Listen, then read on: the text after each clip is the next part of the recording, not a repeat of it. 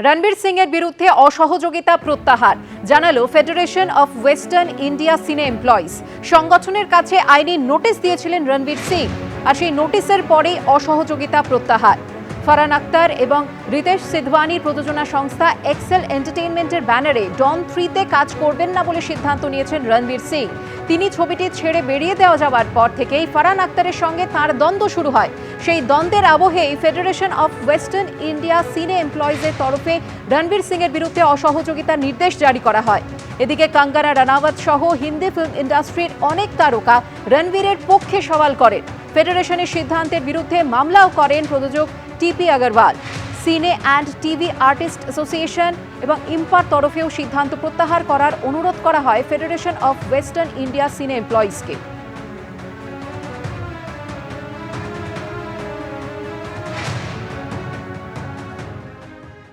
ফেডারেশনের গোলমালে উত্তপ্ত হয়ে উঠল টালিগঞ্জের স্টুডিও পাড়া। টেকনিশিয়ান স্টুডিওতে ফেডারেশনের মিটিং ঘিরে ইট বৃষ্টি, ডিম ছোড়া হলো।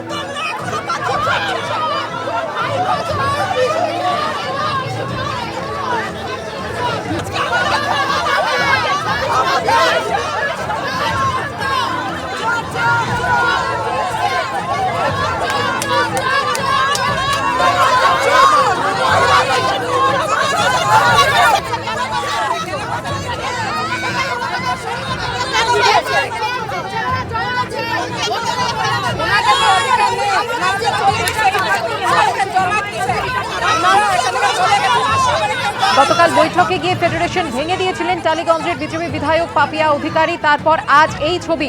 কথা বলে নেব আমাদের প্রতিনিধি মনামি রায়ের সঙ্গে। মনামি, কি নিয়ে গোলমাল বাঁধে যে পুলিশকে গিয়ে পরিস্থিতি সামাল দিতে হয়?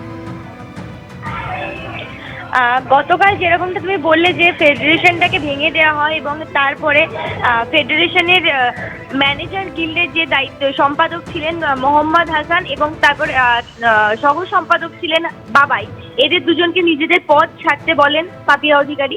তারপরেই আজকে এই মিটিংটা ডাকা হয় এবং এই মিটিংয়ে যেটা হয় সেটা হচ্ছে টেকনিশিয়ানদের মধ্যে দুটি দল ভাগ হয়ে যায়।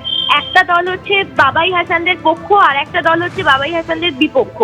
তাদের মধ্যেই ঝামেলা শুরু হয়, কারণ যারা বাবাই হাসানের বিপক্ষে রয়েছে তারা দাবি করতে থাকে যে যখন বলে দেওয়া হয়েছে পদ ছাড়তে হবে তখন পদ ছাড়তে হবে, এবং আমরা যারা এত বছর ধরে কাজ পাইনি, আমাদের যাদেরকে বাড়িতে বসে থাকতে হয়েছে, সেই সমস্তগুলোকে তুলে নিতে হবে, আমরা যাতে কাজ করতে পারি সেগুলো দেখতে হবে। এবং এর পাশাপাশি যারা বাবাই হাসানদের পক্ষে ছিলেন তারা বলে যে পদ ছাড়া না ছাড়া সেটা সমস্তটাই হওয়ার ডিসাইড করার কথা ছিল হচ্ছে এই মিটিংটার পরে। এই মিটিংটার পরে আমরা আমাদের যে তাদের যে বিধায়ক রয়েছেন পাপিয়া অধিকারী এবং মুখ্যমন্ত্রী শুভেন্দু অধিকারীর সাথে কথা বলার কথা ভেবেছিলেন, এবং তার পাশাপাশি তারা যেটা বলে যে পদত্যাগের কথা এক্ষুনি আসছে না, এবং তারা এও দাবি করে যে যারা বাবাই হাসানের বিপক্ষে কথা বলছে তারা হয়তো কেউ গিল্ডের মেম্বারই নয়, তারা সকলেই রাত 12টার পরে বিজেপি হয়েছেন, তাই জন্য এই জোর দেখাচ্ছেন। এবং এরপরেই যেটা হয় যে দুই পক্ষের মধ্যে ঝামেলা শুরু হয়। দুই পক্ষই উত্তেজিত হয়ে যায়, ডিম ছোড়াছুড়ি হয়, পাথর ছোড়াছুড়ি হয়, এবং তারপরে টেকনিশিয়ান থেকে যেহেতু টেকনিশিয়ানের মিটিংটা হওয়ার কথা ছিল, তারপরে যেহেতু ভরাট মাঠে সেটা চলে যায়, এই যে এতজন মিলে সেখানে জমায়েত করবে সেই কোনো ধরনের খবর ছিল না পুলিশের কাছে। পুলিশরা জানতে পারে যে সেখানে ঝামেলা তৈরি হয়েছে, তারপরে তারা যান এবং তারপরে তারা সমস্ত কিছুকে সামলান। ধন্যবাদ মনামি। হাসান বাবাই অনুগামীদের বিরুদ্ধে গোলমাল পাকানোর অভিযোগ তোলে আরেক পক্ষ। বিক্ষোভকারীদের কেউ গিল্ডের সদস্যই নয়, অভিযোগ খারিজ করে দাবি করেছে অন্য পক্ষ।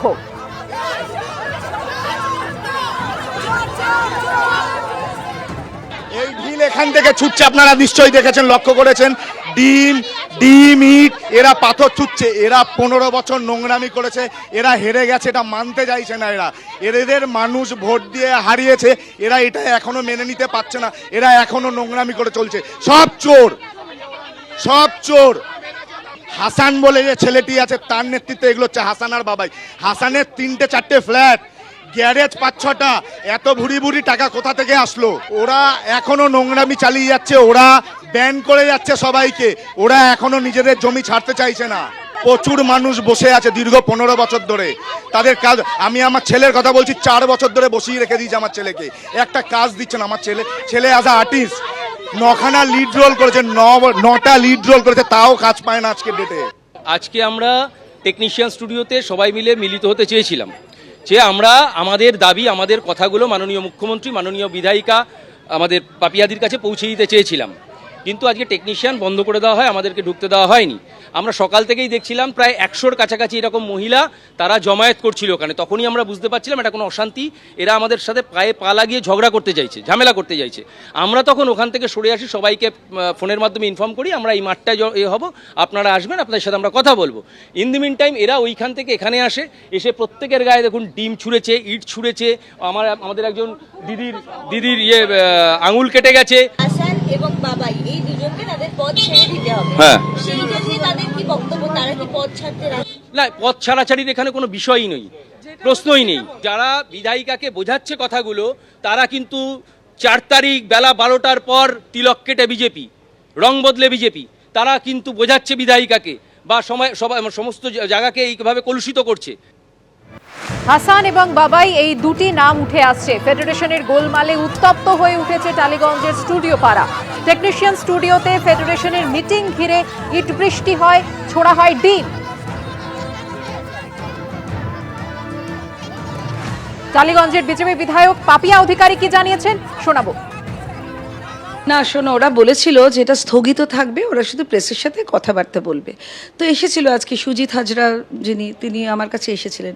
তো আমি বললাম দেখো, তোমাদের উপর এত অভিযোগ এসছে, এত অভিযোগ, আমি না আপনাদের দেখাতে চাইছি না বা প্রশাসনকেও দিতে চাইছি না, মানে ওদেরকে অনেক সাফার করতে হবে। কিন্তু ওরা যে কাণ্ড করেছেন সেটা ভয়ঙ্কর কাণ্ড। তাই সবাই মিলে ঠিক হয়েছে যে কয়েকটা, এই আমরা হাজার তার মধ্যে 2-3 জন অত্যাচারী যদি বেরিয়ে যায়, তো আমি বিশ্বাস ব্রাদার্সদের কিছু বলছি না, ওরা এখন নেই, ওরা কোনোভাবে নেই। কিন্তু যে ফ্র্যাঙ্কেনস্টাইন তৈরি হয়েছে তারা তো সাংঘাতিক, তাদেরকে সরাতেই হবে। আমরা চিহ্নিতকরণ করেছি, আমরা তাদেরকে বলেছি সরে যেতে, এবং যেখানে ইচ্ছা যাক, ডিকিউব, ডিটেক্ট, ডিলিট অ্যান্ড ডিপোর্ট, যেখানে ইচ্ছা ওরা কাজ করুক। কিন্তু এইখানে আমরা খুব শুদ্ধভাবে, খুব ভালোভাবে কাজ করার চেষ্টা করছি, কিন্তু এভাবে হতে পারে না। তাই we have decided not to include them anymore. কারা এই হাসান এবং বাবাই?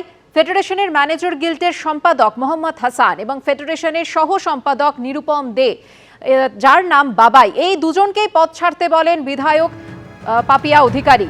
তারপর বৈঠক হয় ফেডারেশনে, তারপরেই কিন্তু গোলমাল শুরু হয়ে যায় আজ সকালবেলা। হাসান বাবাই অনুগামীদের বিরুদ্ধে গোলমাল পাকানোর অভিযোগ তোলে এক পক্ষ।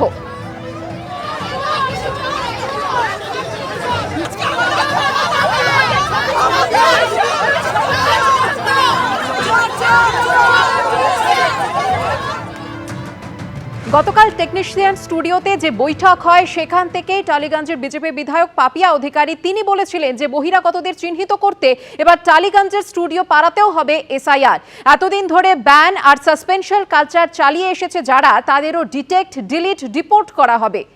টালিগঞ্জের স্টুডিও পাড়ায় গঠিত হয় নতুন কনফেডারেশন, যার নাম রাখা হয়েছে eastern India motion pictures cultural confederation. কাজ দেননি, অত্যন্ত অপমান করেছেন যারা, তারা প্লিজ ডিকিউব মানে ডিলিট করা, চিহ্নিতকরণ করা। সীমান্ত পেরিয়ে রাজ্যে অনুপ্রবেশ রুখতে ডিটেক্ট, ডিলিট, ডিপোর্ট নীতি নিয়েছে বিজেপির সরকার। এবার টালিগঞ্জের স্টুডিও পাড়াতেও হতে চলেছে সেই ডিটেক্ট, ডিলিট, ডিপোর্ট। বুধবার টেকনিশিয়ান স্টুডিওতে কলাকুশলীদের সঙ্গে বৈঠকে ডিকিউব মডেলের ঘোষণা করলেন বিজেপি বিধায়ক পাপিয়া অধিকারী। 15 বছরের মধ্যে 5 দিন কাজ করেছে, এরকম মানুষও আছে। কাজ দেননি, অত্যন্ত অপমান করেছেন যারা, তারা প্লিজ ডিকিউব মানে ডিলিট করা, চিহ্নিতকরণ করা। ডিলিট করা মানে নিজে থেকে বাদ হয়ে যাবেন, আমরা বাদ দিতে চাই না নিজে থেকে। এবং ডিপোর্ট, যেখানে আপনাদের কাজের সুবিধা সেখানে গিয়ে কাজ করবেন, এখানে আপনাদের কোনো জায়গা হবে না। ভোটের আগে ভোটার তালিকায় সংশোধন করেছিল নির্বাচন কমিশন। এসআইআর এ বাদ পড়েছিল মৃত, ভুয়ো, অবৈধ ভোটার। টালিগঞ্জের স্টুডিও পাড়াতে সেই মডেলেই শুদ্ধিকরণের ঘোষণা করেছেন বিজেপির অভিনেত্রী বিধায়ক। যারা কাজ করছেন এখানে কিন্তু একটা এসআইআর হবে। যারা পয়সা দিয়ে এখানে ভর্তি হয়েছিলেন, পয়সা দিয়ে কাজ করেছেন, তাদেরকেও আমরা চিহ্নিত করব। স্যার যেরকম হয়েছিল না, বাইরে থেকে লোক এসে, এরা তো বাইরে থেকে এসেছে, বাইরে থেকে লোক এসে আমাদের এখানে আমাদের উপার্জন নষ্ট করেছে। তৃণমূল আমলে টালিগঞ্জের স্টুডিও পাড়ার অন্দরমহল থেকে বারবার উঠে এসেছে মারাত্মক সব অভিযোগ। ব্যান্ড রাজনীতি, শিল্পী ও শিল্পের ওপর শাসকের শাসন থেকে বিশ্বাস ব্রাদার্সের একাধিপত্য। প্রাক্তন মন্ত্রী অরূপ বিশ্বাসের ভাই এবং ফেডারেশন অফ সিনে technicians and workers of eastern ইন্ডিয়ার সভাপতি স্বরূপ বিশ্বাসের ভূমিকা নিয়ে উঠেছে বহু প্রশ্ন। পরিবর্তনের পর টালিগঞ্জে ফেডারেশন আউট, কনফেডারেশন ইনের ঘোষণা করেন টালিগঞ্জের বিজেপি বিধায়ক। আমরা centrally registered EIMPCC, eastern India motion picture cultural confederation, তার আন্ডারে সমস্তটা থাকবে, একটা ছাতার তলায় সবাই থাকবে। কিন্তু এত 26টা যে গিল্ড, সেইগুলো অত থাকবে না, কারণ ভীষণ অসুবিধা আমাদের প্রত্যেকের। ব্যান্ড কালচার উঠে যাবে, সাসপেনশন কালচার উঠে যাবে, যে প্রডিউসারের যা লাগবে, আমাদের এই 3-4টি যেটা ক্যাটাগরি হলো, তারাই ঠিক করবেন যে কোন প্রোডাকশনে কি লাগবে, তারাই নিজেরা ঠিক করবেন। ফেডারেশন অফ সিনে technicians and workers of eastern ইন্ডিয়ার সভাপতি স্বরূপ বিশ্বাসের সঙ্গে যোগাযোগ করা হলে তিনি প্রতিক্রিয়া দিতে চাননি। পার্থপ্রতিম ঘোষের রিপোর্ট, এবিপি আনন্দ, কলকাতা। এবিপি আনন্দ, এগিয়ে থাকে, এগিয়ে রাখে।